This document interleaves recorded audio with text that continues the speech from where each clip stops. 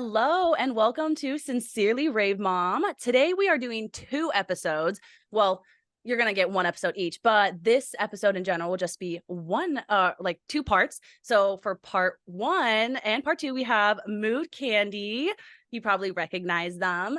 The first part of the episodes, this will be this one, will be about candy and making candy, about their business with candy, all of the lovely stuff that you probably know them for. And then the second part will be about them leaving Scientology, and if you've seen their video or mine about Sullivan King being part of Scientology, we're gonna have a little conversation about that. So let's just get right into the get to know you questions, trying to break down the wall of we are people, we have feelings, we are real, and we're not just things, characters on your screen. So first, name and pronouns. Hello. So my name is B and my pronouns are they, them. Thank you for having me on your podcast. And I just spent the last 2 minutes trying to breathe as quietly as possible so I didn't fuck up your intro. How'd I do?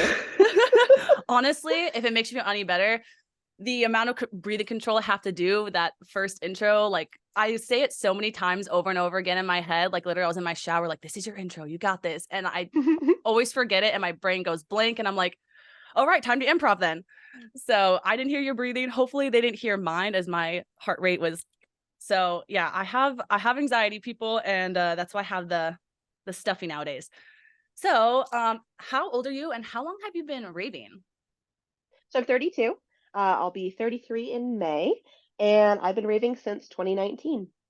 Yeah, I'm not gonna lie. I thought you've been raving. I know, I know your story, but for some reason I thought it was sooner than that. I don't know why. I thought it was like 2017, like my year or something. I don't know. No, What I was still in the Sea Org in 2017. I was still in Scientology then. Yeah, I don't know why. I think I, for some reason, just imagined the 9 as a 7. I'm not even gonna lie. I think that somehow my brain just transferred those 2 numbers. So we already know the win, but what was the first event you attended? It was an excision show. I always forget like the specifics, but I know it was like late 2019, maybe January 2020, but it was like somewhere in there, and it was like a big excision show. When he comes through Ooh, Minneapolis, he usually does 2 or 3 day events, so it was one of those. ooh, I went to Wobbleland in beginning of 2020, which is nice because that means you got a good show before COVID hit, Hmm. which I've always loved that I got that moment of like, I got a good like 2-3 day event before everything shut down. So who is your rave mom or rave dad? Are you still close with them? Yeah, so my rave mom is actually she's local. I'm still friends with her. I'm actually going to a show with her this weekend. We're going to go see Crank Dat together. And she literally like called me up randomly one day and was like, "Hey, my partner doesn't want to come to the Excision show with us. We have an extra ticket. Do you want to come?" And I was like, "Yeah, what do I wear?" Sure, I'll come. How do I do this? That was I know that was my first question. Went to my first rave. It was okay, but like, what do I wear? Right. And I ended up, I have a picture somewhere. I'll remind me after this. I'll send it to you so you can like put it up on the screen or whatever. But I wore like an all-time low band tee that I like rolled up and just like tucked under my tits. So it was like a crop top and Love like that. galaxy print leggings and sneakers. And I was just like, let's go. I borrowed like a fanny pack That's from my so rave mom because I great. didn't own any fanny packs. She was like, here, you need a fanny pack and you need a I spirit didn't hood. feel And that. she like threw them at me. Here's some face gems. And I was like, dope. Let's go. Let's go. That's you know what? I'll put up yours and I'll put up mine too because mine was basically like at the same. Mine was 2 sports bras because I was bigger at the time and I had size F, so they had to be double. Contained. They did. No, they really did because I put one on and my friend looked at me and she was like, "I'm gonna get you to headbang. That's not enough." The And so peanut gallery escapes. I put another one on and then she gave me fishnets that she was smaller than me. So when I put them on, basically ripped a bunch, but there was just a bunch of holes in them. That's fine. It was a Hmm. vibe. And then I did have these light up sneakers that I wore. So that was my first outfit. We love the first outfits because you can just like look to see how much your fashion has changed, just progress and growth in terms of fits. Like I love seeing that. I love see fit progress. Hmm. Like in terms of like your outfits and how much like people more you put into it and accessories and all the beautiful things. Speak. Yes. Oh my God. Absolutely. Like this fit that I'm wearing is actually one that I got We're I totally love off track it. for a second. No, I I so love it. I ordered this from oh my God, what's it called? Coquetry clothing. I'm just gonna, it's like No, full, I want like you to know, bell I've been just bottom. staring at it like it looks so good. Like that is coquetry. You did a I beautiful job. We'll make sure to tag them. Yes, I never wore it. This is my first time actually wearing the outfit because I brought it with Ooh, me to EDC Las Vegas yes. and it was so fucking hot. I was just like sweating buckets. And so it was like, I had Yep. like my daytime outfit that was just like sparkly shorts, a little sparkly tank top, whatever. And then I was going to change into this and nighttime came and it was still fucking hot and I was like, Yep. absolutely not. I'm not taking That's my shorts Vegas off. I'm for not putting on you. pants. Yeah, That no is way. also So just I'm the West Coast, unfortunately. That's basically where no, I grew up in California. I know, it's disgusting. it's worse this year because it's more humid. Usually it's a dry heat, but that Delta breeze definitely has been kicking in some humidity this year. So speaking of Mm-hmm. rave fits and everything though, how would you describe your rave aesthetic or your rave style? I've got like two gremlins that live inside of me, and one of them wants to be covered in glitter all the time, and the other one wants to be shirtless and wearing harem pants. And so it's really a toss up on any given day Oh, who's gonna win. that's so mine is basically I have like my pixie princess, which is this, right? But then I wouldn't consider myself a wook because of there's after my video like asking people with a definition, I wouldn't say that. But I have Mm-hmm. like the shirt, shorts, pashmina over my head, and Mm-hmm. I am just I am that I'm a gremlin, a headbanging gremlin. Mm-hmm. Yeah, there's some tendencies, I'll say, some wook tendencies, but not I don't think we've gone full wook. I would say that I'll put quotations up for the look, I guess, because that's not, like I said, it's not what I am. But that happens when the sensory overload hits, when it's like, oh, it's everything is too much, time to change. Like that's whenever Mm-hmm. moment of the day or night that is, that's the time.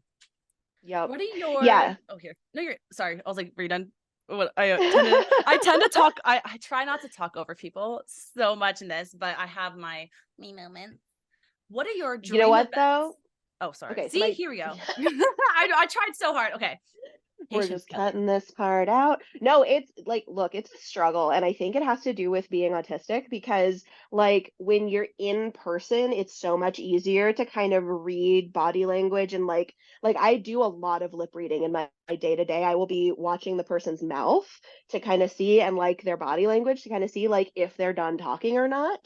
Because I can't tell. And if you're doing like an interview Like over the phone faster. or there's like delays with the camera or whatever, it is so fucking hard to tell if the other person is done talking or if they're going to say something else or whatever.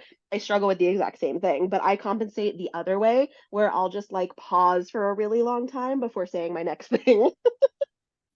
I'm learning to do that. So like I had learned a lot better than my last four episodes because I had done them more back to back, but it's been like a 2 month pause or like a month and a half pause. So now my brain, it stopped learning that as much because it learned to take a pause, Kelly, speak slower, and I have to like rewire the brain again. But Hmm. now I am excited to hear your answer on this question because I just yeah, I love hearing people's answers. What are your dream events, festivals, both in the US and abroad? So currently my dream fest is Lost Lands, which Good is, one. we've talked about this a little bit off air and whatever, but after going to Base Canyon, and so I've been to EDC, I've been to Electric Forest, I've been to North Coast, I've been to Base Canyon. Electric Base Forest. Canyon, One day. One day. I'm gonna say something that people are not gonna like, which is that I hated Electric Forest. I had an awful Really? time. Wait, really? Yeah, Let's yeah. open that conversation. No, this is like, let's open this conversation. This is the first time I've heard about it. And we are very similar. So now I'm like, okay, I want to Hmm. hear this because, like, what if it pertains to me? And Right. So, okay, so to be totally fair, a big part of like what went wrong for me at Electric Forest was the person that I went with. It's somebody who's no longer in my life who turned out to be valid. really abusive, like both to me emotionally and like physically and sexually abusive to other people. And as soon as I found out about that, I was like I hope cutting they you get off, stung like by you're a out of my wasp. life. I'm sure they have. Um, I'm sure they have. But we went to Electric Forest. It was my first time there. It was their like sixth or seventh time. And this was also I think 2022. It was the first year after COVID. So like they had skipped Electric Forest didn't do 2020 and I think they also didn't do 2021. So 2022 was the first year open after like 2 years of not being open, and it was also the like some anniversary, 10th anniversary or 15th anniversary. Like it was some important year. So it was a lot of people, a lot of people. It was very, very, very dusty, like insane dust. Ooh. I wore a mask the whole time. Like I still bring my rave masks to shows. I still like wear them at festivals because I don't want to get wook flu.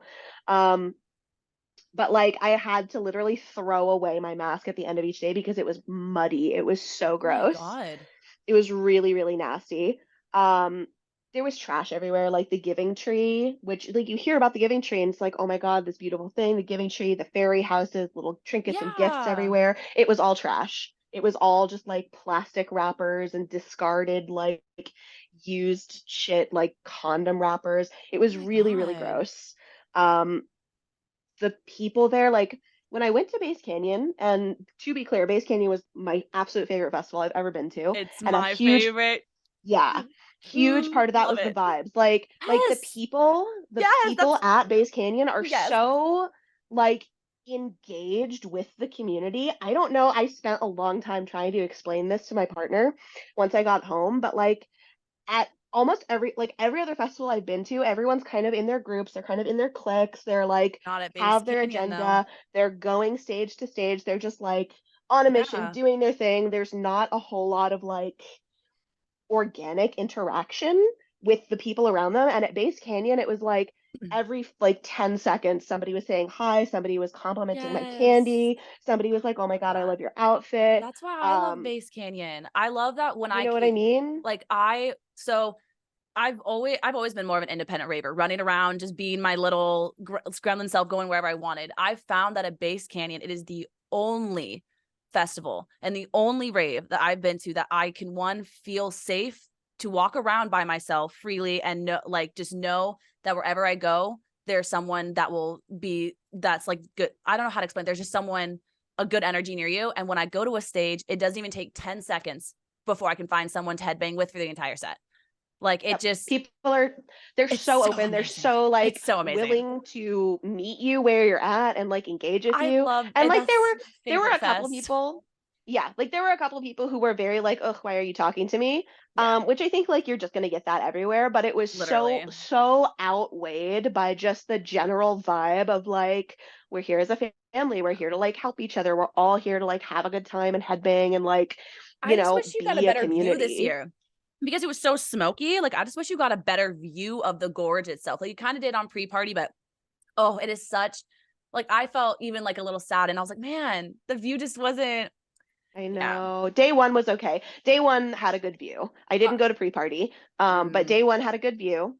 And that's true. then It did day have two and yeah. day three were awful. Yeah. Yeah. But watching, I will say, watching like Level Up set with all the like demonic imagery with like the red sun and the like smoky That's background, I was yeah, like, that's true. wow, this is very like apocalyptic vibes right now. You know, it's kind of cool because I think you're really gonna like Lost Lands too, because like, that was your dream, that was the dream fest, and that was the question, everything. And I was like, Hmm. you're with how you felt about Base Canyon, I think you will genuinely feel like I loved. So I found that the vibe, maybe it was just because it was my first time there. So I try to be like, I want to give another chance before I really like say that I didn't feel comfortable there because I think it was just my first time.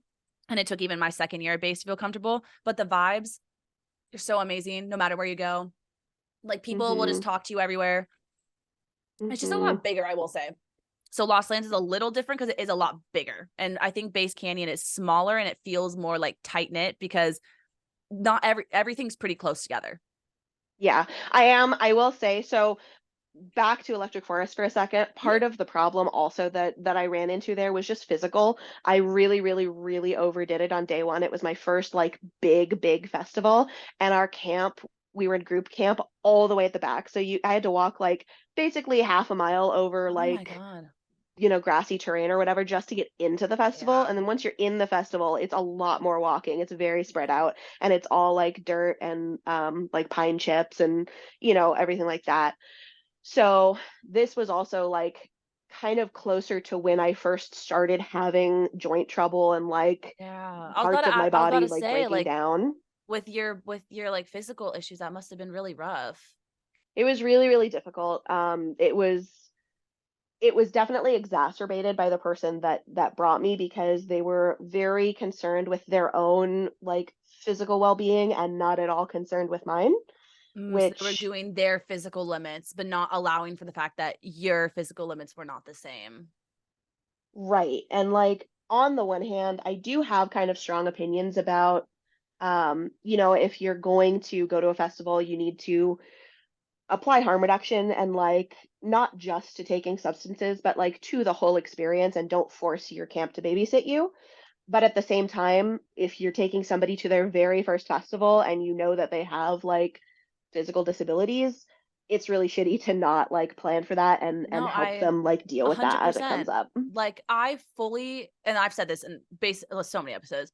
If you are taking someone to their first rave, you should not leave their side. My own rave Hmm. mom left me an hour in and with a group I have never met before, put 4 points of Molly in me, and then just said, 4 points of Molly. Four. Oh my God. Do you remember anything? I do. I remember parts and bits, and I remember a lot there. I'm very, very, very, very, very grateful for one girl that she did leave me with. So like I'm Hmm. it's like, she left me with a good person. Like she's the one. Her name was Anastasia. If you ever see this, I just want you to know, Anastasia, I still think about you all the time. I consider you more my rave mom than I do the other my own rave mom.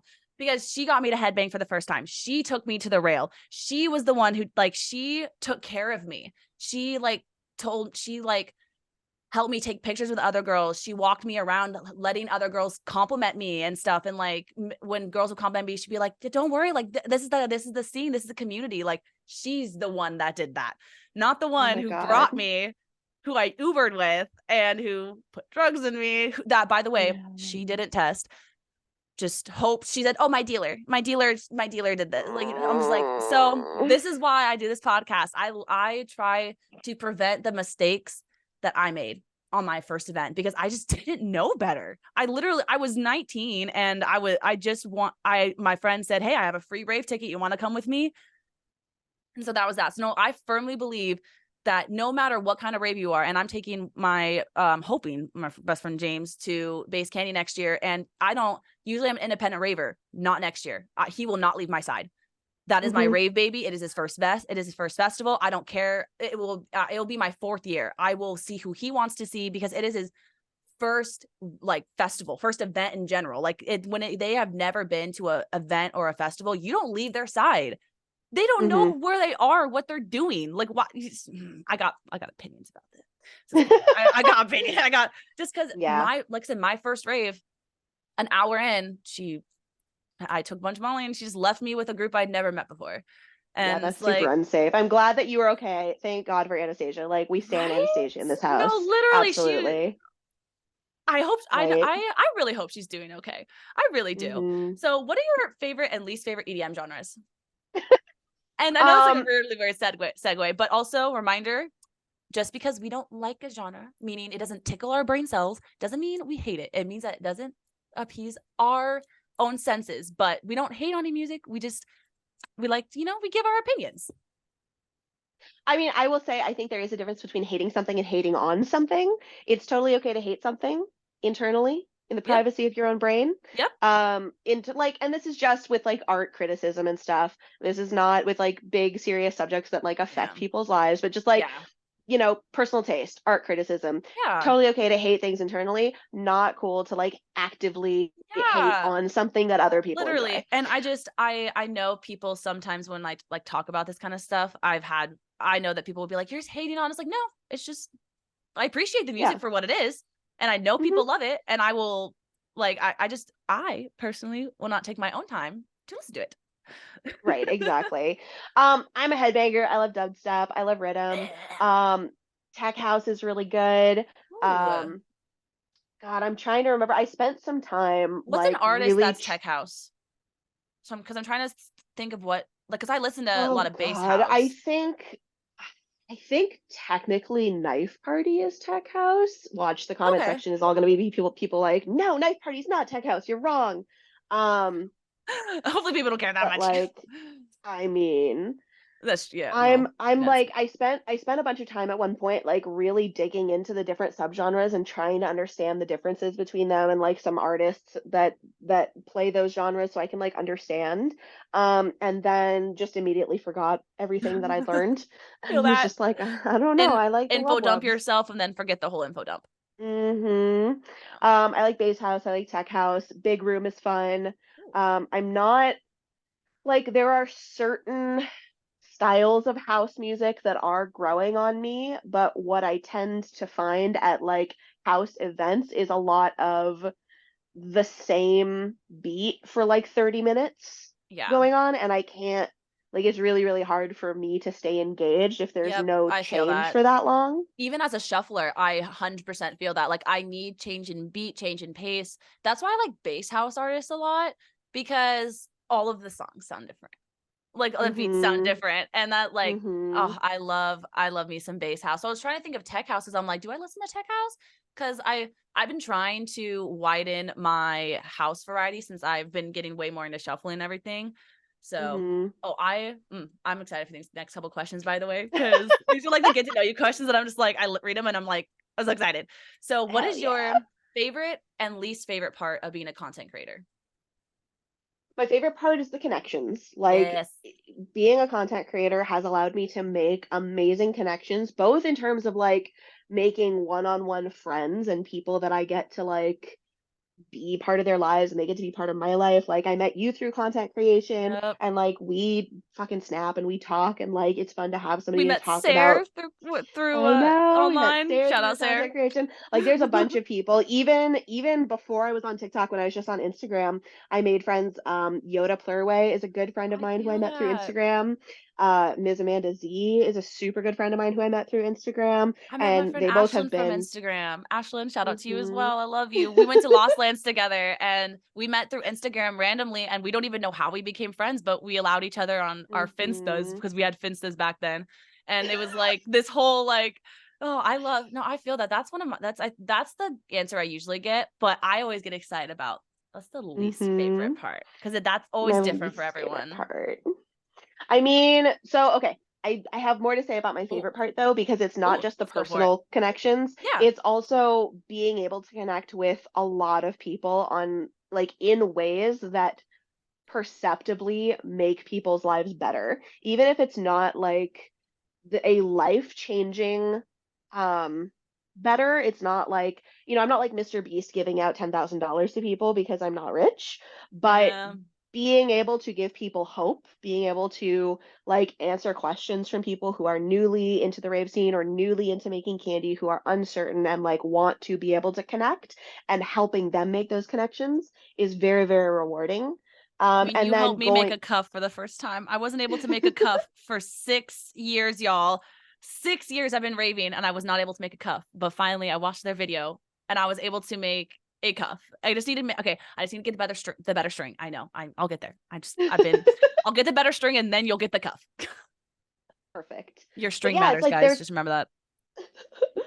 there's such a learning curve to joining the rave scene and making candy, and like whether those are things that you do together or separately, everybody has like newbie nerves and like being nervous or afraid to do it wrong, and being able to be Yeah. there to say like, oh, here's how you do it, or here's how you fix it. um and then getting feedback from people saying like, you taught me how to make a cuff for the first time, I was never able to do it until I watched your tutorial, is really, really, really rewarding, and is like has definitely gotten me through some like rough personal like I emotional feel that periods. one.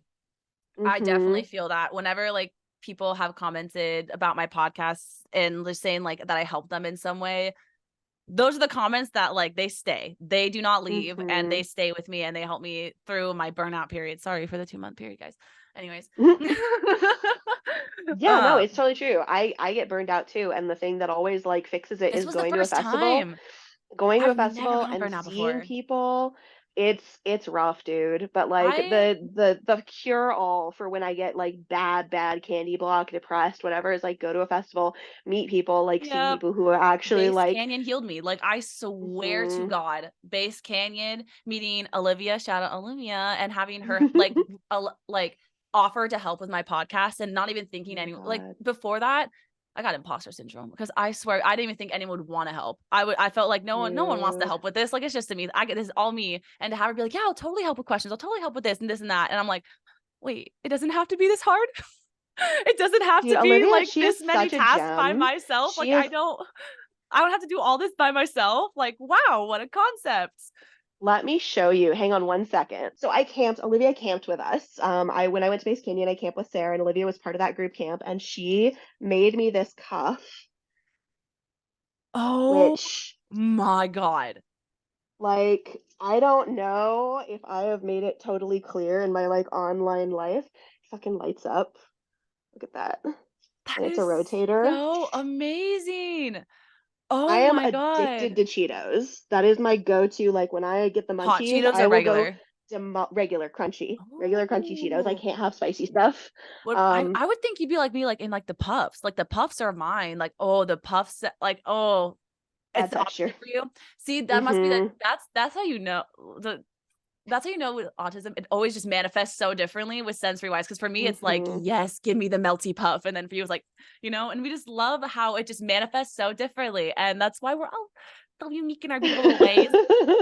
So you, Um, oh, so yeah, that's our little like Olivia's great tangent. She's great. Hi yeah. Olivia, love you. So She we didn't that get into cup that was like the, the first thing she gave me was that cup, and I was just like, oh my fucking yeah, God, this no, is that's so very so good. sweet. All right, now I'm ready to hear the least favorite Oh part yeah, of being about least being our favorite content part. creator. Like I said, like this is like my favorite God. question to ask because it's so different from everybody, and I just feel like it's so important because once again, we are people. Like we put out content for you guys, but at the same time, we are like we have emotions and feelings, and as much as we can like take hate comments and stuff, we all have our moments, and we're like there are just parts about Mm-hmm. we are so grateful. Like I know I am so, and I know you are so grateful for the following that you have and for the platform Oh we yeah. have. But unfortunately, like there are parts that kind of like I could go They suck. without. Yeah. I could go There's without. sketchy parts. Yeah. So God, there's a couple things. There is a constant pressure to perform. There is a constant pressure to record everything, videotape everything. If you're Yes. out, Thank if you're you. just Finally, out yes. doing something with your friends or your family or your loved ones or whatever, there's this little voice in the back of your head that's like, Dude, I should be filming this. I should turn this into content. And it's poison. I literally feel Um, so like I'm about to like don't I'm not tearing up right now. Like I've no one said that out loud, but yes, literally it is what yeah. sent me into burnout. Like Yep. the need to like yes. Anyways, continue. There's just constant pressure to perform, even if that pressure is only like internally, because you make content and you get into making content. I'm sure I don't speak for everybody. I'm sure some people get into making content because they want to be like rich and famous or whatever. But Yeah. generally speaking, like you get into making content because you're passionate about it. It's a thing that Yeah. brings you joy. Like I Yeah. started making content, I got on TikTok at the height of the pandemic in 2020, and it was, I had been laid off, so I was just at home collecting unemployment, making Yeah. candy, like trying to connect with the rave scene in ways that I could because no events were happening really. Literally. There were a few outdoor like drive-in raves that I went to Yeah, that were super fun. I was like I didn't like them because I felt like the community was just literally torn apart. Like it just felt like we were all just in our boxes, and the whole reason I went to events to interact Hmm. with other people was just like Right. stripped from And me. like right. So it was a weird time and I was very new in the rave scene. I had only been part of the scene for like less than a year. Yeah. I You think just I got at the like beginning of 2020. I think I fucked up my math. I think because I always have to like do the timeline in my head. I escaped in October 2018.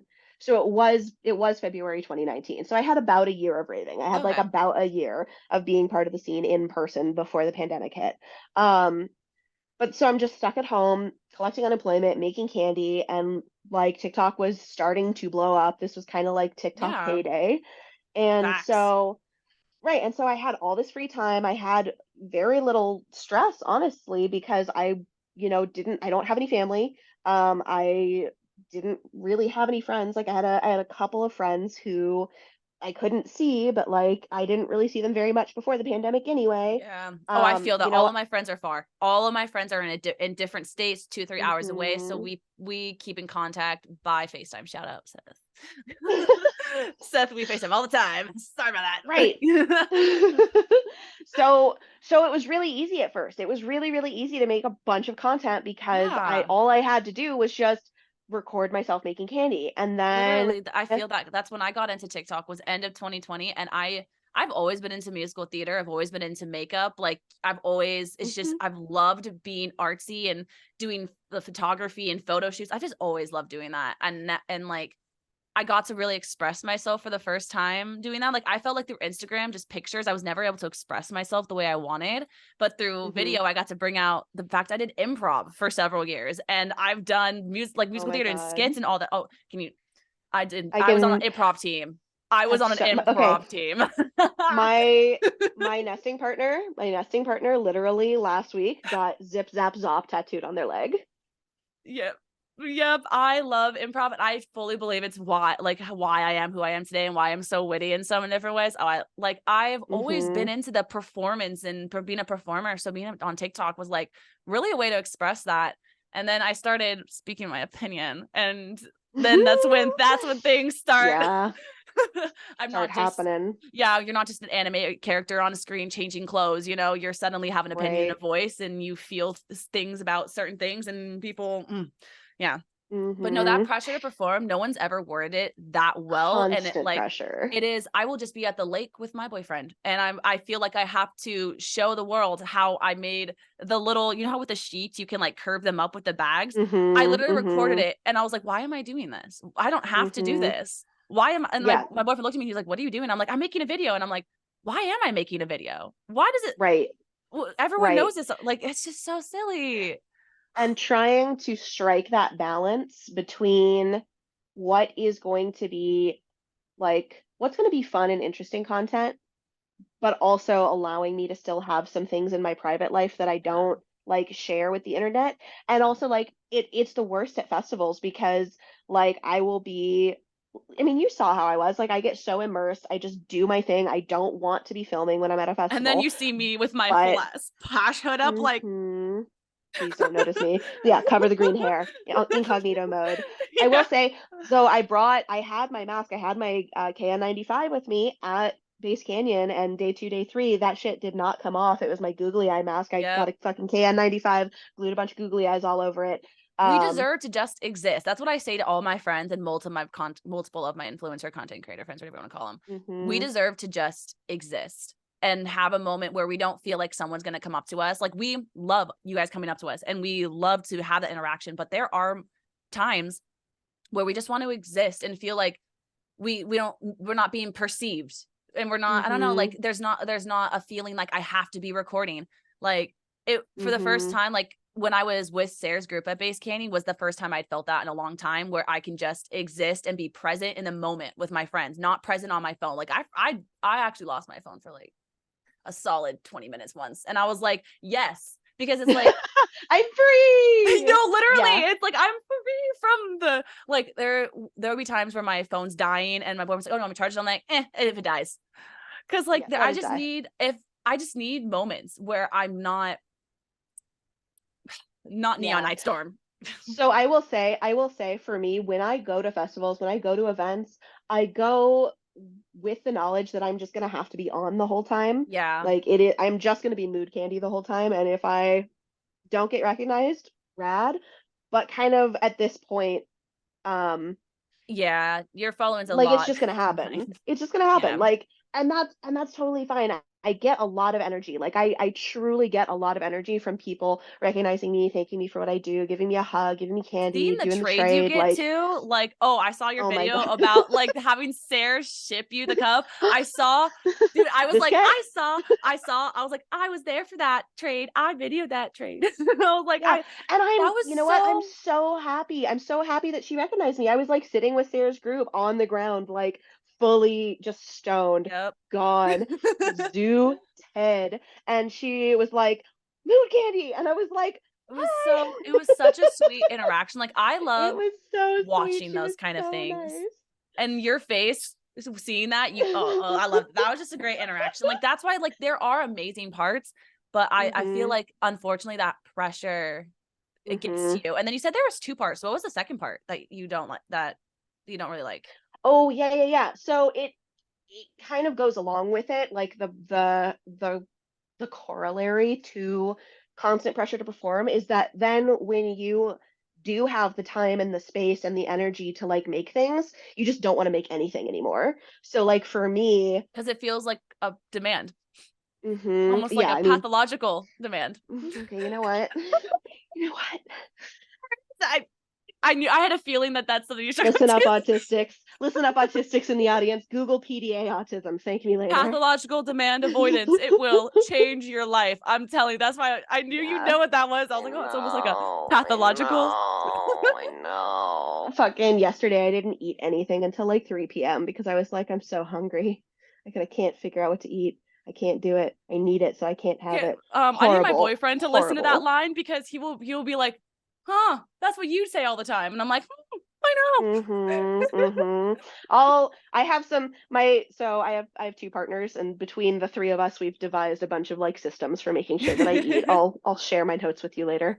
Um, no, but like making content used to be so joyful. Like I used to get so much pleasure from just making content and Wait, making I stuff. feel that. Like, I feel that so hard. I really just, I And would love spending a whole day just getting ready for the mhm, day and then making videos. And now that just, sometimes that just seems like yeah, so much.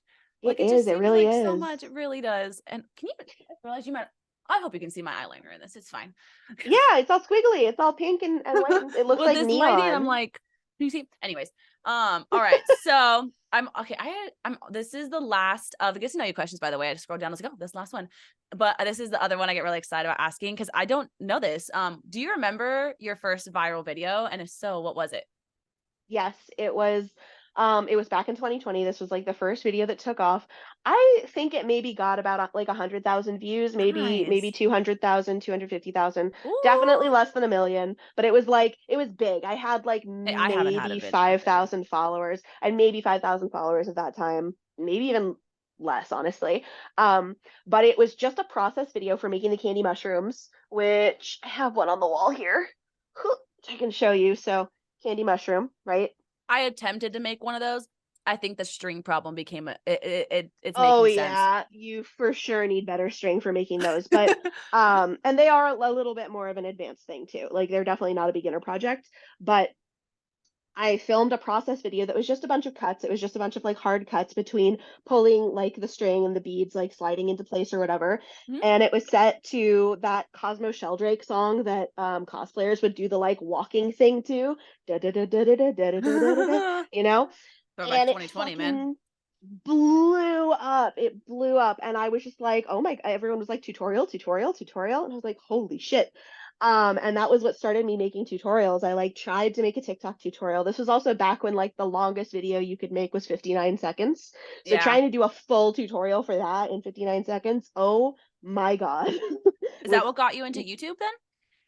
yeah, that was what eventually got me into YouTube is like I did a Oh, that bunch of makes TikTok sense. tutorials and I was like, I need a longer video format. Like Yeah. I can't do a full tutorial on TikTok because they're just not long enough. It's gonna be like Yeah. 70 parts. And so finally I was like, okay, I guess I'm gonna do YouTube. And if you look at my early YouTube videos, they are very janky. I had I refined the process. I definitely feel that. Looking at my old TikToks and some of my transitions, I'm like, Mm, she could have used some work. yeah. Oh, but I love thinking about like the first videos that go viral and thinking about like how much has changed since that moment. Mm-hmm. Like I think about Mm-hmm. the first time that I like mine was like end of 2021 that I had one and it was me singing a weed jingle. Like it wasn't even anything rave related.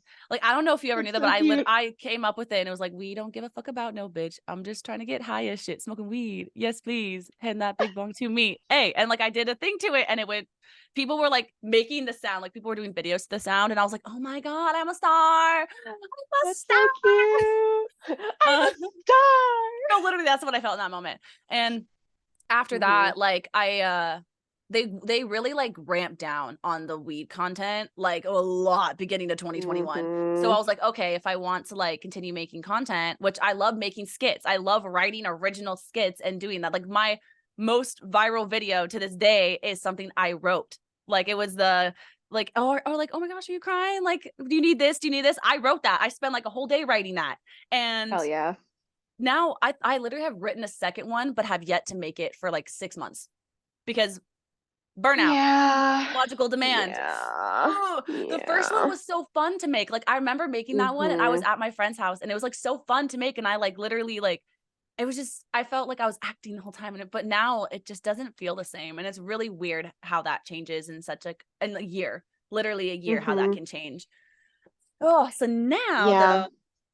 Oh wait, It real quick. is. I was like, you want to add anything else before we move on? Yeah, I mean, I will just also say, like, I think the inner core of us just wants to create shit and show it to people. Like, we just want to make It's gonna be fun, artsy. pretty, shiny, artsy shit and be like, here's the Literally. thing. Like all my And art up here. but then doing that necessitates that you think about fucking algorithms and like you make something and then you watch it back and you're like, is this gonna flop? I No, hate that. literally. I hate that there's a little voice in my head now that's like, Is this you got to gonna do redo this well? because like the lighting's not good enough. It's gonna People are gonna like not watch it because it's not the quality's not good enough. And I'm just like, but my art. I want people to No, see my literally, art. that's like I think some of my favorite moments that I do still have on TikTok, I'm not gonna lie, like are the moments where I'm making something and it's just like a 20-second video, very, very little effort put into it, and it doesn't even do well. But I showed the mirror that I made, or I show the thing. I don't Hmm. even care how well it does. It can get 30 likes. And I'm like, yeah, you guys all saw it. You told me it was good. That's all I need. Yep. Like I love moments like Yeah. that because it just is literally my genuine content. Like that's just me being the creative person that I am. And that's what like Hmm. all I know most content creators are, you know, they just are creative little beings who want to show their crafty little selves. So Hmm. speaking of creative little crafty Yeah. selves, now we're going into luckily this is going to be a two-part episode. So the get to know you can be a little bit longer. And I'll figure out how I'm gonna edit it later. But now into the first official part of the episode because this is a two-part episode. We're getting into the Kandi aspect of you. So let's just start with the first question. How did you get into Kandi? So my rave mom, she used to have candy parties at her house where she had giant bins, like plastic bins full of Yes. beads, and they were sorted by color. So it was like a bunch Love of different that. styles of bead, but it was like all the red beads, all the orange beads, all the yellow beads, and string and scissors and whatever. And she would just have invite a bunch of people over. She's an Aries, she's very outgoing, and so she would just like make friends at raves and be like, okay, all the friends that I made at raves, like here, 60 people, you're all invited to my house to like make candy I love singles that. and like hang out. And like, 10 or 15 people would show up and just like meet each other and hang out. And it was a really good like icebreaker and whatever. So she always had just like grocery bags full of candy singles just sitting around. And I so, love those ravers, by the way. The ravers that just mhm, have the bags and bags full of random candy and the bins full of unsorted or sorted, mhm, whatever. We stand you yep. guys. We stand you Yep, guys. Hardcore. absolutely. She only ever made candy singles. Like she didn't make perlers, she didn't make cuffs, she didn't make anything else. It was just candy singles. And You know, my she makes first some rave, TLC. mm-hmm, it totally valid by the way. I just want to say, like, I know I have all this shit on my wall. I know like big candy is my whole thing. If all you make is singles, you are the backbone of our society, and we would cease to function without you. Like That made me, I just I want you to know, I love, love, love, love making candy singles. Like I make them all the time.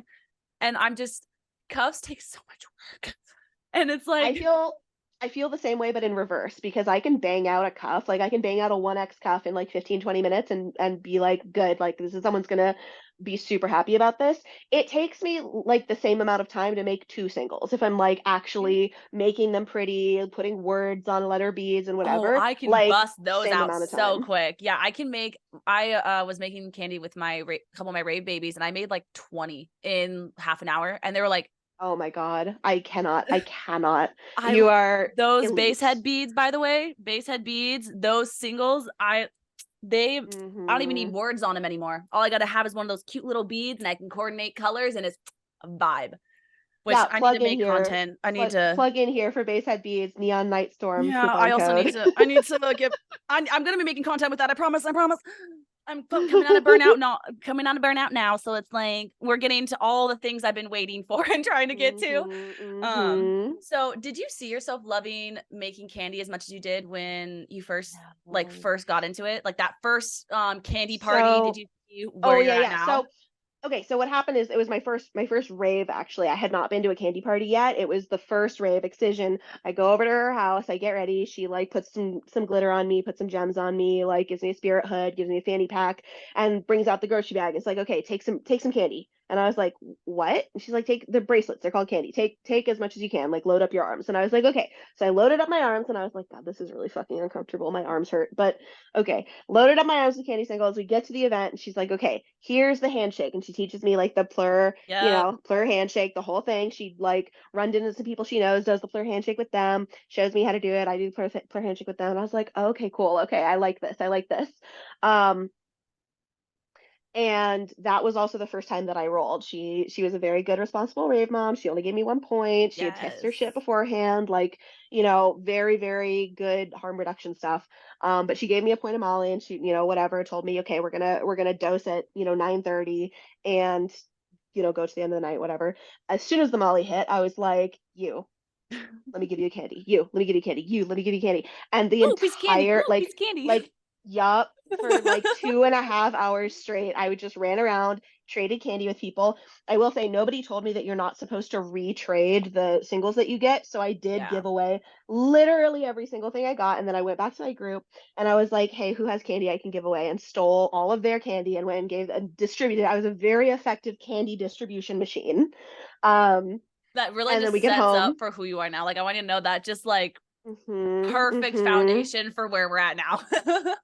It was the first time I had ever experienced like not having social anxiety, and I feel that literally I am me. a Mask dropped for the huge, first time. huge, huge, yeah, huge proponent for harm reduction, for safe use, safe Yeah. substance use, which means test your shit, which Mm, means do the research.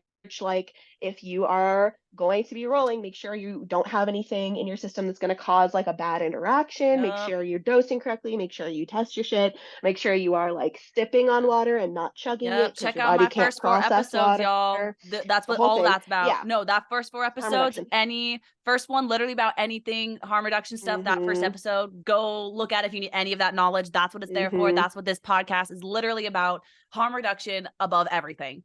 Like Yep. my podcast obviously has other stuff, but at the end of the day, my soul and where my main goal is harm reduction and being safe at festivals in every way. And that's taking care of your body and your mind and just everything in general, not Yep. just there's not Exactly. going to a festival. If you're going to push your body that way, you better be ready to take care of it. So Mm-hmm.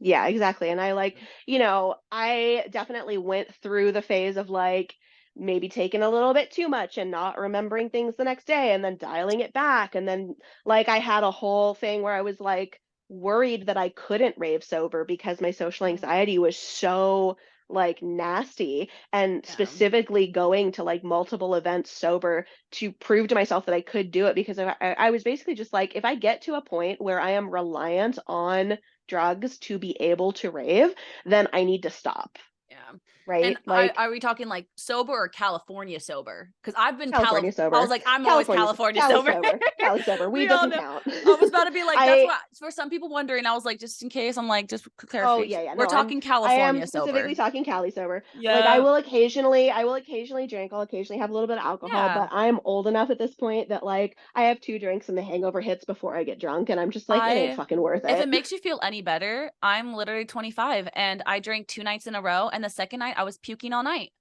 I can't. Mm-hmm. I Yeah, don't like that alcohol. ain't it for me. Right? I'm like, It's not my thing. I will always take a dab over a Mm-hmm. cup of alcohol any day. I thought they were tilting for a second, but they're not. I was like, I know. I make You myself. see me adjusting my ears because I can I'm like like, feel them sliding yeah. around under the Also, headphones. these are I love these so much. I got them at Base Canyon. It was on a little side quest I did. Like I was running around and I was like, Oh ooh, yeah, yeah. critter clips. Let me see what they got. So now, and now that we talked about your like start to candy and everything, and you being a little, I'll Oh call you yeah, a yeah. candy I was just gremlin, a little like, candy gremlin, just running around giving mm-hmm, everyone candy. And it's honestly, it's okay. My first 2 or 3 events, no one told me that you shouldn't retrade candy, so I did too. There are candies, mm-hmm, unfortunately, that I wish that I kept, but I didn't because I just didn't know better.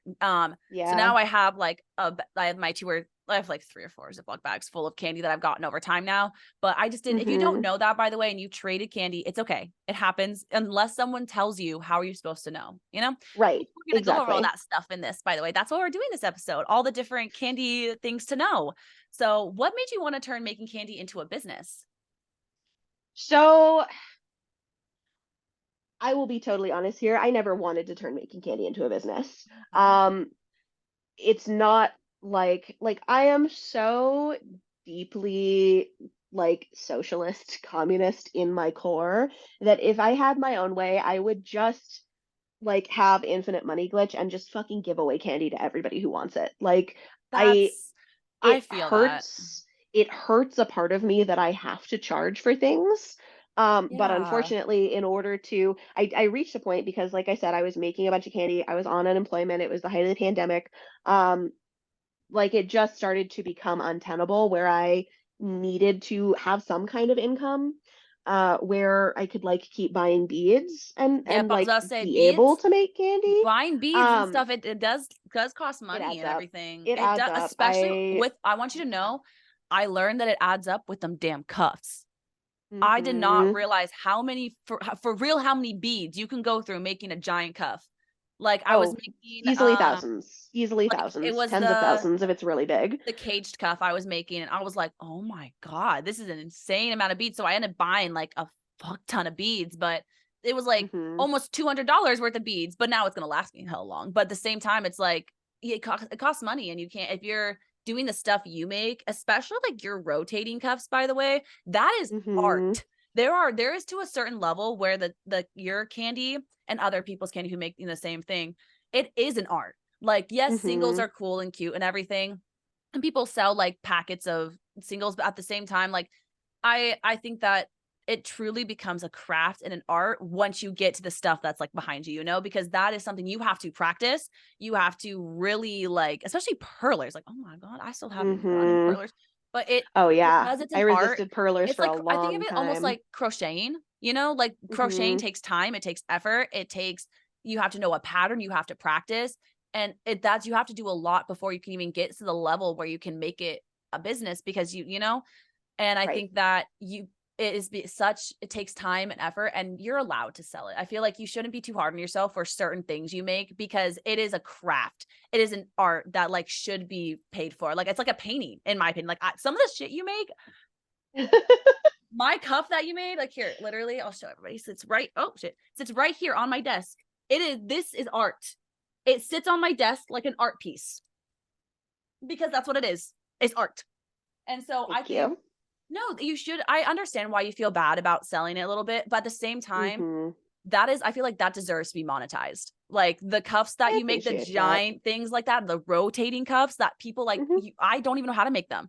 At that point, Right. it's an art. Like it is, you are spending time making something that you have to truly put craft and effort and like you have to have prior knowledge. Like, no, I think that a lot of the Yeah. stuff you deserve to be paid for. Like with all the effort, you deserve I appreciate it. that. I do appreciate that. And I will also say I am a huge proponent for artists deserving to get paid for their work. And so Me like too. I for sure agree with a lot of what you said.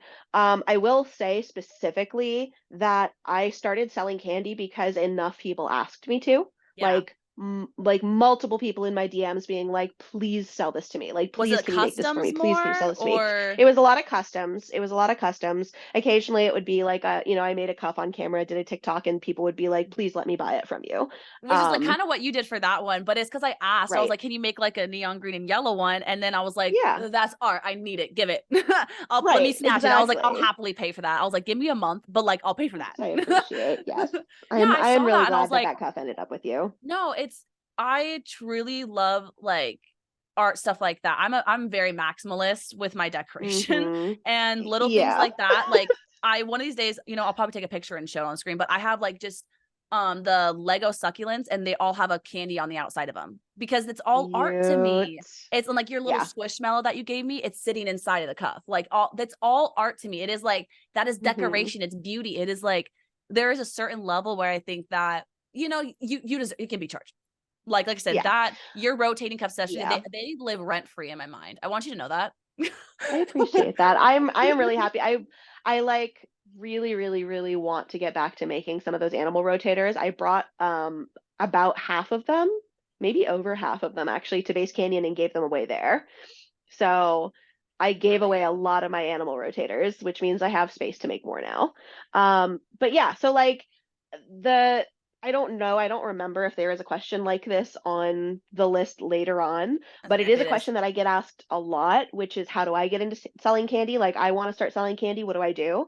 And so here's what I will say. Number one, um, if people are asking you to sell candy, that's a really good sign that you have like a starting point. If nobody is Yeah. asking you to sell candy, you are not going to make a lot of money. You're going to make Yeah. maybe $50 total, maybe $100 total. It is a very oversaturated market, and it is a very hard market to break into unless you already have a following. Yep. Um, That's a good there's a lot point. of there's a lot of kids, a lot of minors who are making and selling candy for extremely cheap. And so in order to compete with that in any kind of way, and when I say compete, I mean like people who are making and selling candy as their primary source of income, people who are making and selling candy and also have bills to pay other than just like paying for supplies, because if all you're doing is Yeah. selling at cost and paying for supplies, then you could make like a giant ass cuff and sell it for $20 and be fine. Yeah. um but if you are an adult who has bills to pay and is like trying to make a living at it, you have to take into account like time, the cost of your time spent making this candy. You have to take Literally. into account like the effort. How difficult is it to make? Like there are certain cups and certain like types of candy that I just find really annoying to make, and so I will charge more for those, Hmm. because if you really want it and you really want it from me, then I will do it. But like, goddamn, I'm not going to enjoy it, so I'm going to charge for it. Um, Goddamn, I'm not gonna enjoy it, but you know what I mean?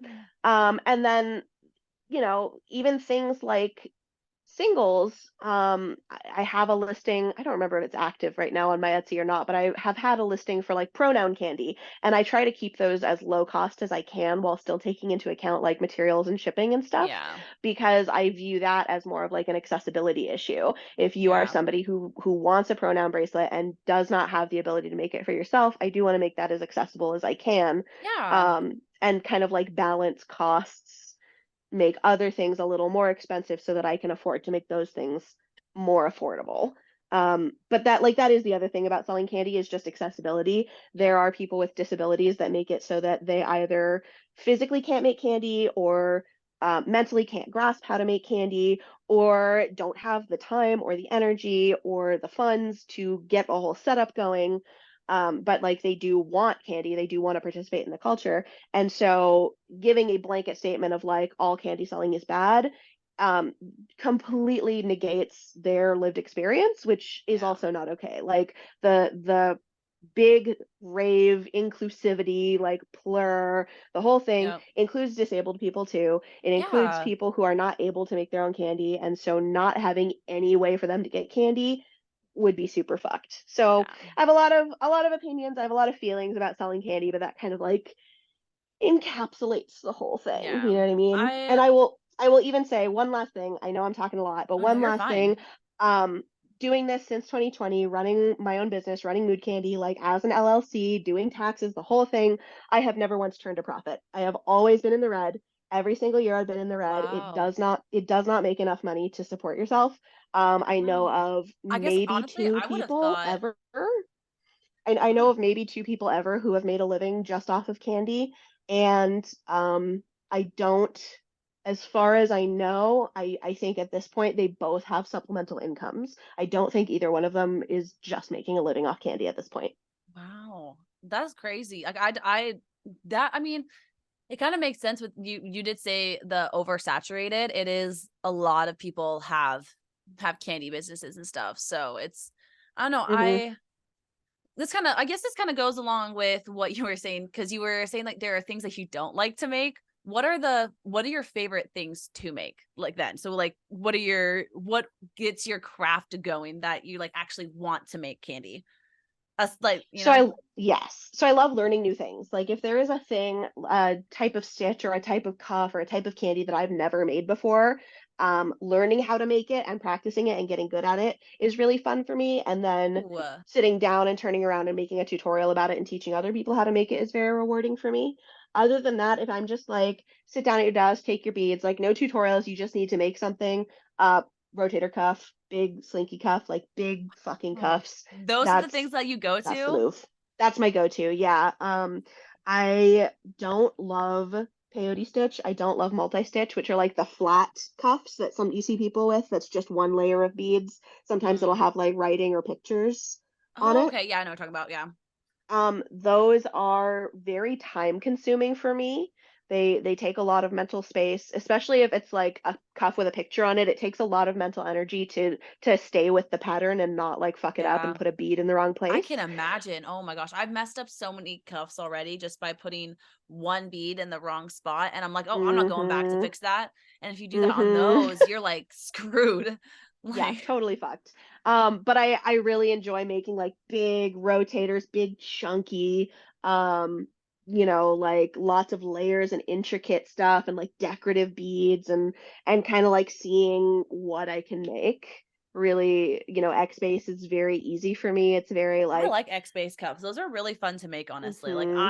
I truly have a good time making those. Like they're one of the first times my boyfriend and I hung out, he he fell asleep on my lap and I like literally did it wrong. So but I took a picture of like me with him on my lap and the cuff in my hand and I look back and I'm like, damn, you were literally doing it wrong. So I had to That's so cute undo the though. That's entire so thing cute. and redo it again. And it was so funny because I like finished it and I was like, look, and he was like, oh, looks good. And I was like, wait, it's wrong. And he was like, what do you mean it's wrong? It looks so good because he's never been to a rave. And I was like, and Mhm. I literally had your video up, by the way. I want you to know, like, I was at, like your YouTube video and he was like sleeping. And I was just like, I got this. I got this. And I did finally get That's it. so cute. But yeah, Hell yeah. it's hard. No, like for me, Mhm. it takes a lot of mental energy to make a cuff, but I also know it's because I haven't made that many. And I just need to Mhm. make more because X-based cuffs are very repetitive, so that's why like I can do them, but because I was doing the pattern wrong, I was repeating the same wrong patterns. That's why I messed it up. Mhm. So once I started over and then like did it right, it was fine. Like it was just at that point how fast I could put the beads on. Right. It takes a lot of practice, but then once you have it down, it's all just muscle memory and it's just Yep, you just repeat the same shit and it builds up so yep, quick. It's so rewarding because it builds up so quick. yeah. It's very like instant gratification and I appreciate that. How much candy do you make to prepare for festivals, and is it the same for every festival or show you go to? So it's not the same for every festival or show. I try to for shows I try to have like because I hate making singles, but they are necessary. I try to have like 30 to 50 singles for a show, and Yeah. then for a festival, like 1 to 200 singles, Oh depending on the size of the wow. festival and like kind of the reputation of the festival. Some festivals have a reputation for being like a big candy event. Like EDC Yeah. specifically has a reputation for being a big candy event, where Electric Forest does not. Oh So really?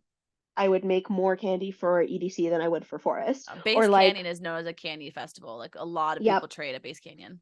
yep, excision events, base events especially, I've noticed like Yeah. dubstep and rhythm events tend to Which we be love. very, very candy heavy. Yeah, which we love. It We works love out really our well for me because base and that's the candy music I kids. like.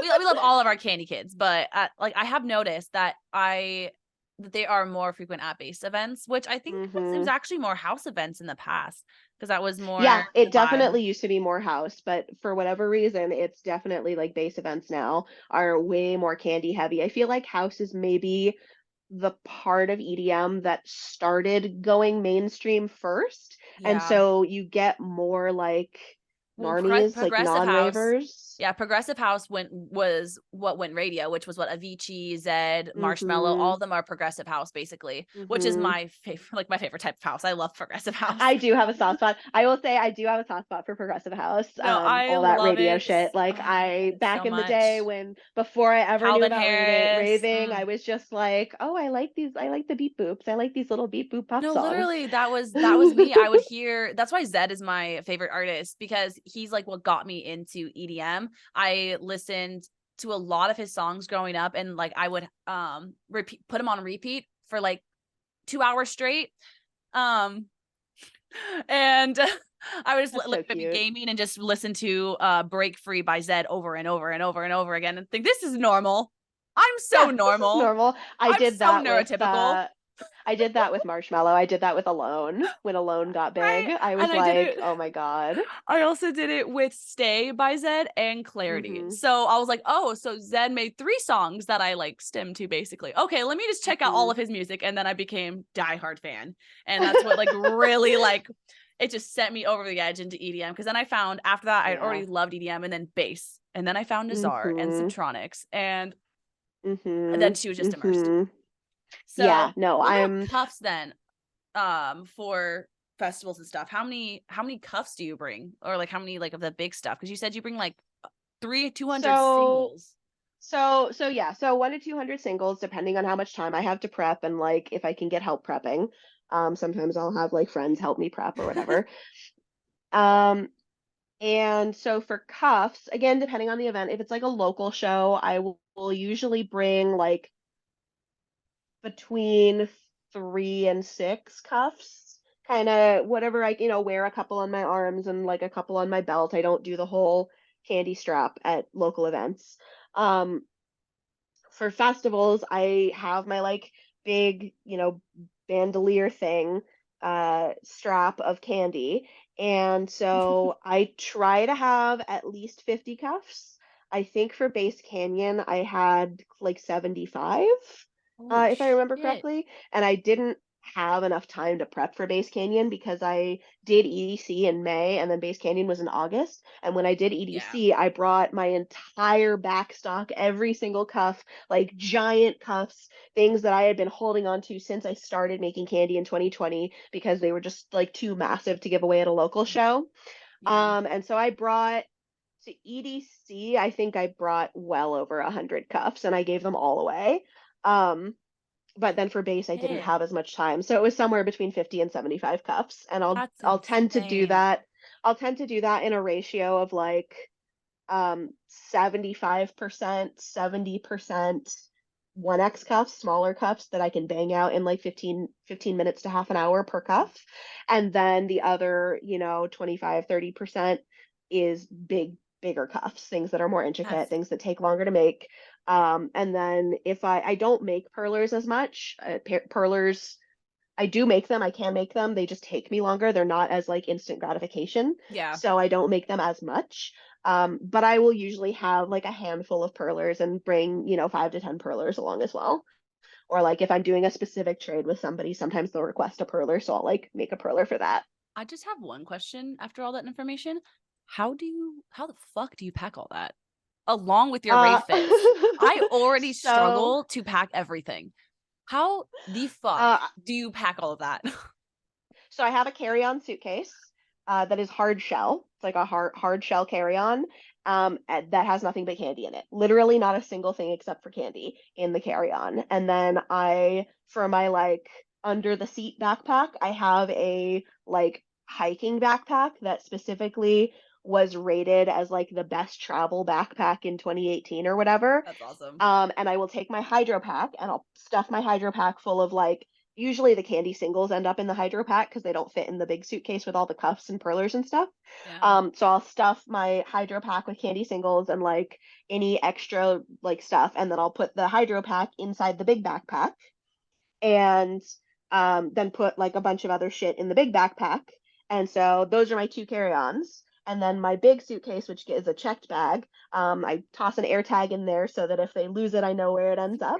And I put all of my like Smart. other stuff in the checked bag. And the checked I bag that I have is fucking massive. I just want for like that moment that you're bag is going through the security, I want to be the person looking into it, being like, what the fuck is that? What the fuck is in that suitcase? Yeah, you don't see I've what all that never shit been is? stopped. No, I've never been stopped at I security, which is guarantee, but wild.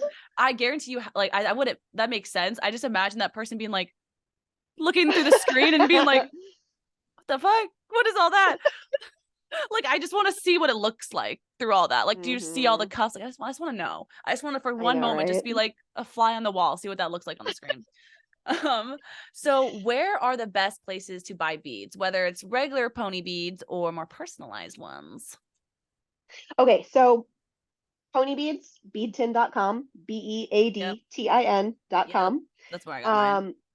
That is if you are buying in bulk, if you want to buy single colors at a time, if you want to buy a mix, like Yep. that is going to be your best resource for pony beads. And they have a good If you can selection. buy Like, online. they have a They have the best good selection. They selection. have Like, they ooh. they have the largest color selection of pony beads currently available in the Just United start with the States. rainbow 7 colors, y'all, if you're autistic like me, right? And Yeah. that you see too many options, just start with your basic rainbow colors and then keep adding on. Otherwise, it's going to be too much. I Because will there's so say, many options. so do your basic rainbow, red through pink, Mhm. and then do black, white, clear, and glow in the dark. Because what Ooh, you yeah. can then do is you can use those neutral base colors Yeah. and then just I just add got in like clear pops of finally too. color. The last time I I love got my clear. bead haul, I finally got clear and I was like, oh wow, this actually like comes in handy a lot. I So love clear beads so much. I They're wanted they're to, I'm not even gonna top lie, I tier. literally wanted to copycat your rainbow cage cuff with the clear beads. That's specifically why I got them. I was like, I'm gonna make that damn cuff. I'm gonna Do make it. it. When I Do buy it. good, I'm gonna go on your Amazon wish list and get the string that I want Yeah. first. But then because If I you're doing do. clear beads, get the rainbow string. Rainbow string Yeah, looks also sick with funny clear story for beads. everybody because this, like, so you know, like, it really did not offend me. It actually made me just want to be better at making cuffs. I tried to give Mood Candy a broken cuff at Base Canyon and they literally rejected it. And they felt bad, but I was like, no, honestly, you're so right. You're so valid for that because I want to fix it and I want to give it to you and make it pretty and I'm make it better. So I was like, give me that broken cuff back. I'll make it with the string and I'm gonna give it I back to you. felt so bad. I No, felt so bad, but I was just like, I no, believe in literally, you, and it like made I it. know that you can do this, and I'm not letting you That's give all up I on this got. cuff. No, literally, that's all I felt. And I was like, no, they're right. No, give me back that cup. Because they put it with their stuff. And I was like, no, you give me that shit back. I'm gonna make it better. I can do it literally reminded me, I'm gonna be so fucking honest. It reminded me of that time. I work with kids, right? And I'll tell like Hmm. my students, okay, draw something for me. You got to put effort into it. And they bring me this like ratchet ass drawing, basically. And it's like Hmm. they circled and squiggled. And I looked at them and I'm like, is that the best you can do? Hmm. And that's that moment. I was like, that is not the best I can do. I can do better. And it was like, that's literally what that felt like. Now I'm like, damn, no wonder that works with all my students because they'll be like, no, it's not. And they'll take it back and like go fix it. So like I know I'm glad you did that. It made me, I just need to get string. I just haven't had a moment to do that. But I need No to get worries, no string. So rush. even if I have to ship it to you, it's gonna get to you. And Sarah I too, because I believe in owe them a you. cuff as well. But so we only It'll got to happen. pony beads. Now we can talk about Oh yeah, yeah. personalized Okay, beads. so specialized beads. Okay, so full disclosure, I am the marketing manager for Basehead Beads as of like 2 weeks ago. And I've been doing all their social media for about a year. I am friends with Oh, the wait, owner. it's I been met a him. year? It's been about a year that I've been doing the Wow, social I media. actually did Yeah. not know that. I thought you only got into it earlier this year for some reason. Because I thought you had mentioned that, but no, wow, that's awesome that it's been like a full It's year. been close to a year. I'll have to go back and You do like a good look, but job, by the way. I know for sure I started last year because I had to like do my taxes differently. Your recent photo editing, by the way, with the bulls, it looks good. That's I all just want you to Tony. know. Oh, Tony that's Tony? Tony is a pro photographer. That's all Oh, Tony. that's him. I was like, I thought you did Hmm. that editing stuff. Okay, fine. Tony, good job with the bulls. Yeah. No, That he's looks very very good. good. So you can tell him that I Um, said that. I will I will let him know. So there is a conflict of interest here, but I will say Tony started Basehead Beads back in like 2020 when I was first getting into candy. We didn't know each other. We met through Instagram, as many other people do, Yeah. and we were just like kind of friends. Like I bought his beads. I've been buying Basehead beads No, the for beads are myself since amazing. Like they 2020. speak for themselves. They fully do. And like I would not have accepted the job if it wasn't something I was excited about. Yeah. So I can tell you straight up 100% Basehead beads No, are literally, I like was the already showing them best off quality earlier. beads on Like the market. that's why I was like showing them off earlier. Like I They're, oh my love God. them. I'm not always I literally have a list of like words that I can use on candy bracelets, but for some reason that doesn't always creatively inspire me. But I Mm-hmm. got I got Mood Candy's help with getting the beads that I wanted because I couldn't, like I said, too many options. Too many Mm-hmm. options. And so I was like, help.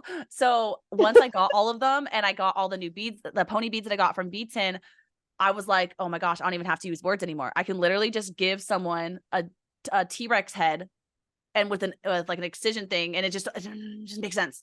I don't even have Mm-hmm. I just love it. I love that you can just put two little charms on it and make it super cute. Like I love the beads, honestly. I think that like even if you weren't like the manager of it, I'd still be talking about base head beads. Oh, I would fully still be talking about Basehead Beats. Right? Even if I didn't work for them, I would still be talking about them constantly Literally. because they made like it just is they're so fucking cute. Like I have such a weak Honestly, spot they're for like good tiny price things, too for how miniature like things, and it's like little rubber duck, little piece of bacon, little bear and head, little you devil guys emoji, made and the I'm just bead like, "Oh my soup. You God." guys made the bead soup now. Yes, the So bead that soup. So that was something I have been pushing for such a long time. You have no idea how long I've been pushing for bead I soup. love I got to it. name it. I was just like, it's bead soup. Tony was like, okay, I don't know what that means, but okay, let's go. It Bead works. soup is just if you go and you're like, all your beads are so cute. I have no idea what I want to buy. Like decision paralysis. You can just say, hey, like, here's $20, send me half a pound of random beads. And we have a big bucket in the it's not an office, in the shop. That's just every single bead that we make, and we like as we reprint stuff, we like toss them in there. And you just go in with like a scooper and weigh them out, and it's just a bunch of You random know what beads, you should including discontinued ones, you including know ones what that you you could can't do? buy I elsewhere. was like, I don't know if you already do this, but you could do like use your TikTok to like do like the bead soup scoops. You could do like ASMR with that Hmm. shit. I I love the know. scooping stuff. Like I didn't know that's how you did it. So now that I do, I'm like, can you like I specifically for me know. just do a little bit of like just I scooping some beans will. for me? I know. I will see what I can do. So they're based in Maryland and I'm in Minnesota. Oh, okay, that makes sense. I was like, I didn't know if you had the bead soup with you. I know. I have enough like backstock at this point that like it's all very organized and sorted because in order for me to operate, I have to have everything like Me too. organized. All color But coded, everything. I know, I do have enough backstock that if I wanted to undo all of my beautiful sorting, I could just dump them all in a bucket and do that for the content. I And mean, I like, this guess is where we get back into the little gremlin in my head, the little content gremlin being like, no, yeah, it's not you worth still have it. 5 hours sorting No, those, that's not but worth think of it. the content. No, it's not worth it. At that point, it's I like, do you really want to spend all know. the time sorting again? No. I was like, if you I had know. easy access to the bead soup, I that'd be, but know. you could always tell them to do that. Just like Yeah. people could comment on their like Instagram or something and they can make videos of like the bead soup orders. Like they could add I on the note, like, know. I want a video of my order on there. Like, I don't know. I Like, will cool. I will I will talk to Tony about it. He's got so much shit on his plate right now. We're Oh, no. doing Yeah. like a bunch of drops and he does all of the design work for the beads. Like he still solo designs them and prints them all That's himself. awesome. That's So so cool. I I want you to know. know my little brain, my little tism in me. I'm like, how do they make them? How do They're they? 3D printed. So it's super cool. So they're 3D printed with Oh, wow.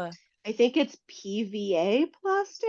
I could have got, I might be wrong. If you look at the Etsy, it's That's so listed on all cool. the I listings. never It would have says what guessed kind of that. plastic it is, but they're 3D printed. So they all get 3D printed in these big batches with the That's holes in them. And awesome. then there's like these little metal, like thick pieces of wire that go through the holes.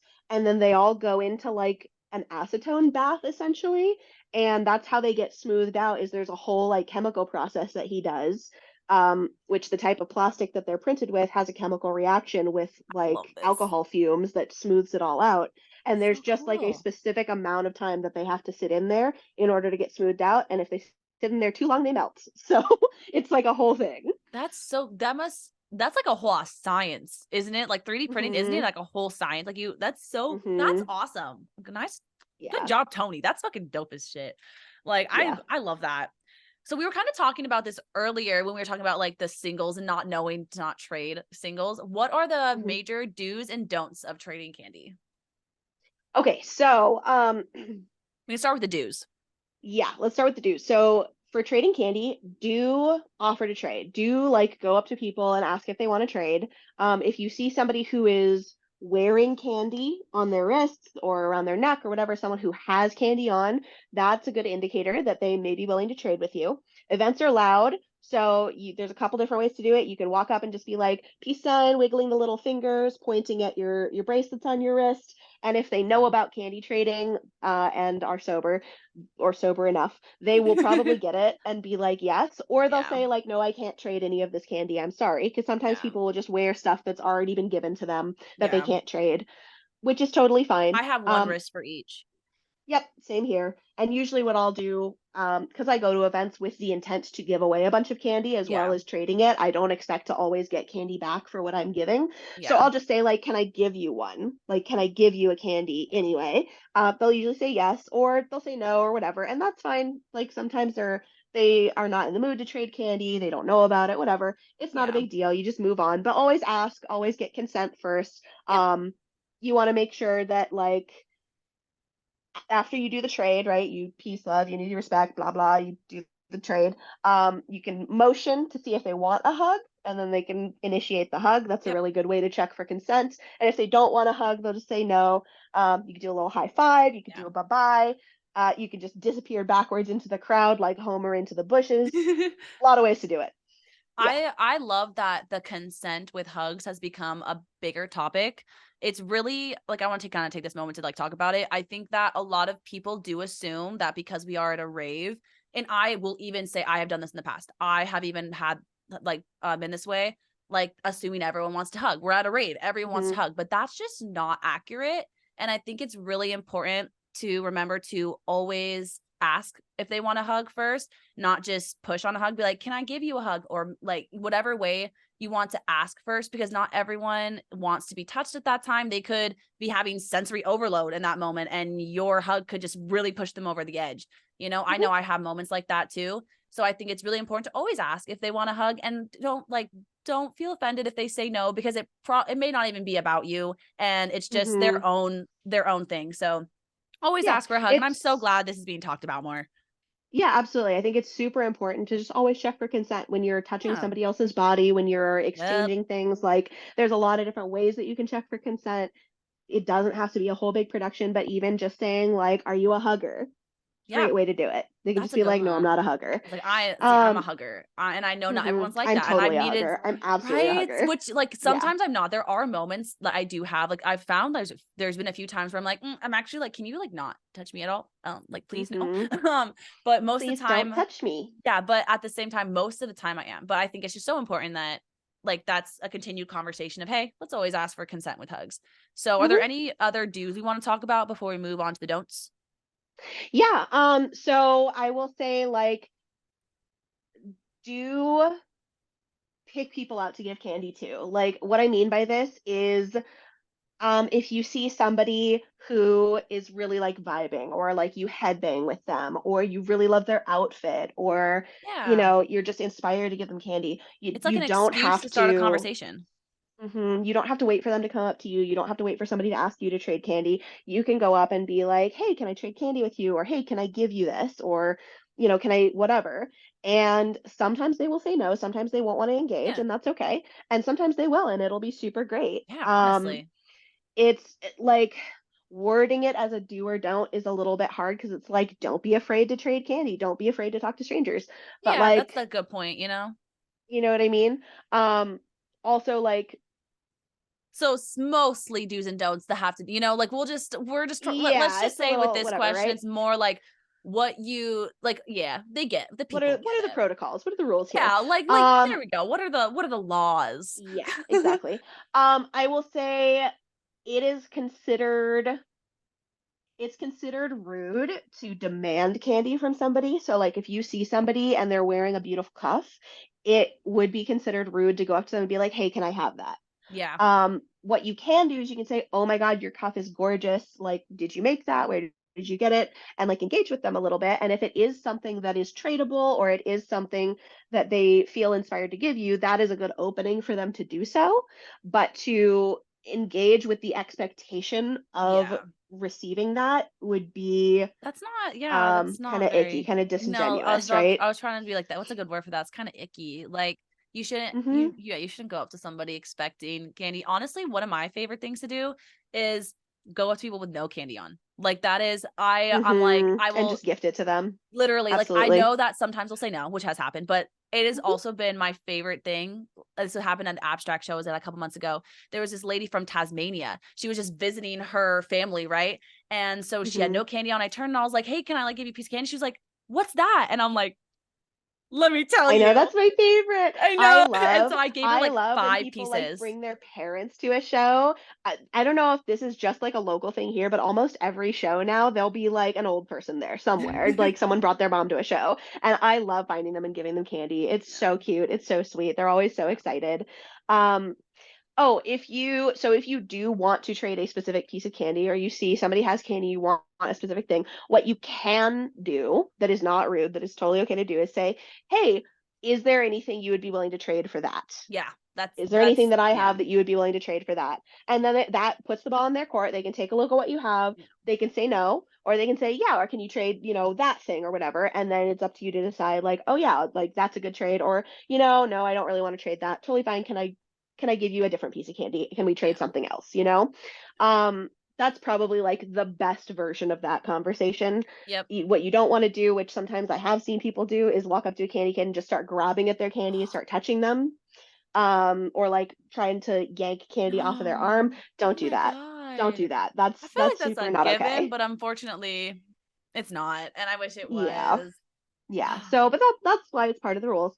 Um, we were talking about not trading candy that you received. So this is kind of a contentious subject, and it's because it's very nuanced. I think that there is a Yeah, lot of nuance here. So I would say hard rule, good general hard rule. Don't retrade a piece of candy that you have received at the event that you received it at. So, like, if yeah, somebody gives you a candy single at Excision and you're still at Excision, don't trade that away again. yeah. There's a lot of reasons for that. Some people do keep every single piece of candy that they've ever been traded because there's a lot of like emotional significance there and a If lot you of give good me a piece of memories. candy, no, I still have it. I want you to Hmm. know that. If you've given me a piece of candy, I still have it. Yep. And that is absolutely valid. I didn't used You to do also that though. have, hmm you also have people like me who I am now officially running out of space. I am officially running out And of you storage are space for so valid candy. for that. No, you are so valid for that one. I wouldn't I'm not surprised you probably picked the most special pieces that are from like the near and dear people to your heart and that like that's what you keep. So what I tend to do, I tend to do a couple of things. One is I try to do like haul videos. I'm gonna be doing like a live stream haul video where I go over all the candy that I got at Base Canyon so that Oh people can see it and yeah. like I can acknowledge the people who gave it to me, right? Yeah. I That's a super cool way do to do that. A lot of the pieces, I do tend to keep a lot of the candy that I receive. I've got the candy wall to display Oh it, yeah, and I which what I try to we're gonna do, talk about soon. yeah, what I try to do is rotate pieces out. Like as I go to events, as I get new candy from people at festivals, I will come back, I'll do my haul video, I'll pick a couple of pieces, I'll rotate out pieces on the wall. Um, and then, with candy singles, smaller cuffs, I will go out and retrade those or give those Yeah, away. I makes don't sense. claim them as my own. I specifically say like I didn't make this. This isn't one that I made because I don't want to take credit for other people's work. Yeah. Um, and with candy singles, sometimes they're broken or they're dirty or whatever, and I won't retrade those. But I think that because the significance of candy is connection and like connecting with other people in the scene, it would be a shame to have just a box of candy singles sitting in my closet for 10 years that never Yeah. get to see the light of day and never get the love that they deserve. And I don't really have a good way to display candy singles specifically. Um, so I will sometimes like retrade those out into the world, or like, a friend is going to a rave. Okay, here, like take this with you. You can trade these. Um, I things have that glass I. jars. They're like glass vases full of candy. Like they're used as decoration basically. So I'll take like a Mhm. flower vase I got and fill it up with candy. And then that'll be like my decoration. Love that. I love Like that. And I love seeing the creative ways that people display their candy. was it Like you've got the candy Sarah who wall, you've has got the curtain rod full of candy? I I'm pretty think sure. I think Sarah has the curtain rod full of candy. Yeah, I I was like, saw that's a somebody else. really good one. I'm forgetting their username right now. They did a candy meetup at Base Canyon, and they made like a light up pole that has like rainbow lights inside of it going up and down. That's So all just cool. covered in candy singles. That was super cool. They did a whole So tutorial cool. on TikTok about it, and I'm kicking myself because I'm mutuals with them and I've forgotten their name. But if they see this, they will know I'm talking about them. Um, oh my God, my ears are going backwards. Oh, I feel that. So yeah, so like I will hang on to candy for a certain amount of time, and if it feels like it is time to let it go, it's time to let it go back out into like the I agree with rave that. No, I think I'm like ecosystem, that then I too. will send it back out into the world. No, there And are like some like I and think there's a lot of opinions about it. It's that and candy selling are the two topics that people get really really really heated about because people do put a lot of love and care and time into the candy that they make. And literally. um if someone's like, this was my first ever cuff, like I made it for you, I want you to have the first cuff I made, like I Yeah, will do my utmost to not send that back out because literally. I that feel is that. really sweet. Yeah, so it's But like sometimes it's heartfelt stuff, like, you know? and I will say I feel the same way about my cuffs. Like some of my cuffs are really specific, really like heartfelt, really I made this with a specific intention for like you. And then sometimes it's like I made 50 1X cuffs in a bunch of different colors because they're pretty. And if somebody retrades those, I don't care. That's fine. I just want them to bring Yeah. people joy. You know what I mean? No, no, that makes sense. Like I'm pretty sure I've kept most things I've been given. There's been candies that have broken and stuff, but Hmm. most things I try to keep. So, are there any other do's and don'ts we want to talk about before we move on to the last couple questions about candy, and then we're going into Scientology. God, I wish I had my cheat sheet in front of you. I made there's an Instagram post. If you're really curious, you can go look at my Insta because I spent a bunch of time like typing stuff out and like clarifying and like going Yeah. through some of the do's and don'ts and like Oh really yeah, no, laying it out as best I you have could. a really good post about it. Yeah, so if you guys want, definitely go check that out. It has like a whole list of slides of all the best do's, don'ts, that kind of stuff. I did my best to like cover the bases. You did a I really would good just say job. like, yeah, like as long as what you are doing is in line with plur, peace, love, unity, respect, Yeah, responsibility, if you are aligned with that like concept in your actions, you're gonna be fine. Like literally. if you don't know something, that is totally different than acting maliciously, and I think Yep. most people understand and respect that. Exactly. So now I'm excited to ask this question. How long has it taken you to develop your candy and perler wall? God, okay. So the initial candy wall, I'll send you a photo of this as well. Make a note because I'll forget. But I'll send you a picture of my very first candy wall when I was like renting a room in my friend's house. And it was like about what you can see on screen was how big the wall was. Oh Maybe a little wow. smaller. It was like one little section of a wall. And then I moved, and like when I moved here, the candy wall got a little bigger and got a little bigger, and it's just been like growing and growing and growing. So there's been a bunch of different iterations of the candy wall, but its current like size and iteration took about, I would say, like 2 to 3 years to like build up to this size. And credit to Candy Demigod because he's the first person that I saw who had a candy wall, and that is where I got the idea from That's super to make cool. my own candy wall. I only have like a couple cuffs or not cuffs, perlers on my wall just because I haven't made that much stuff. But yours is amazing. It is so cool. So now we are at the last question for candy stuff before we kind of move on to the part 2 of the episode. Why do you love candy, and what about candy continues to hold your interest? So I love candy for a number of reasons. Number one, it is a really good activity to like keep my hands busy while I'm doing other stuff, whether that's watching TV, watching a movie, Yes. listening to a podcast. My day job for like 3 years was that I worked in a call center and it was work from home, but I always had like the headset on, I was taking calls. And so having something to keep my hands busy while I was taking like tech support calls was very vital to like maintaining my sanity.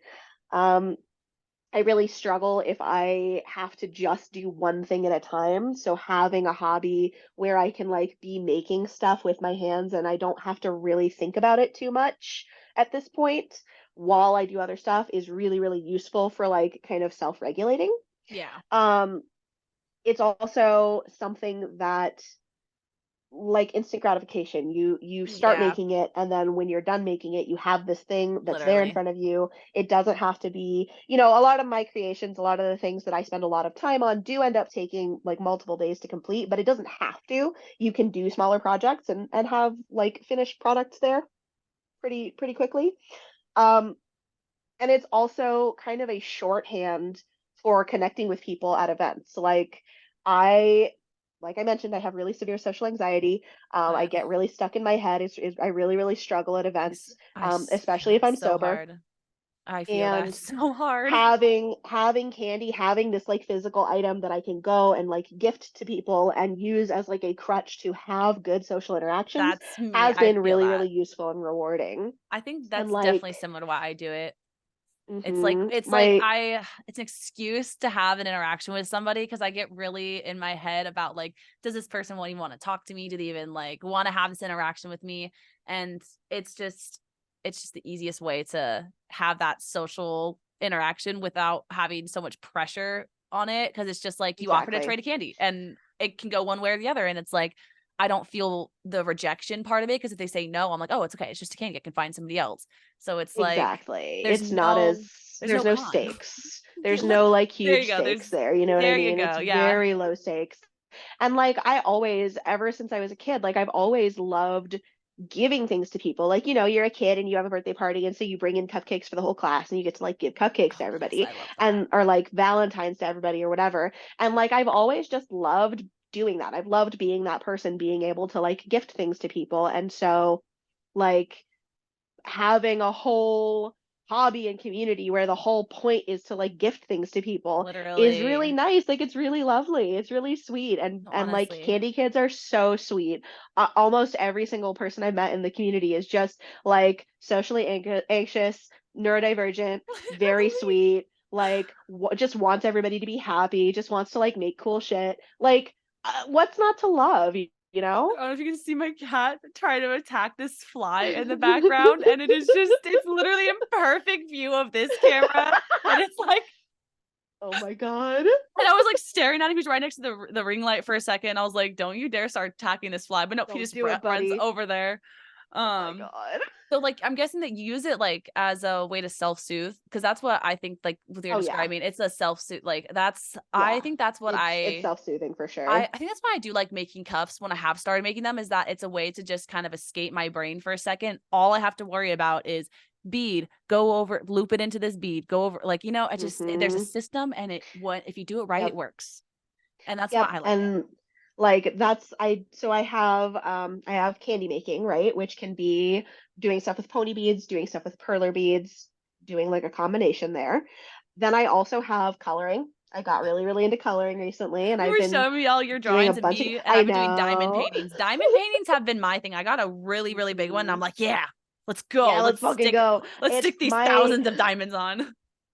my hand-eye coordination, my small like my oh God, what's the word? I'm forgetting the word, but like my very fine motor function Oh yeah. is pretty bad. My hands shake a lot. So candy is good. Perler is a little bit harder and I have to take a lot of breaks.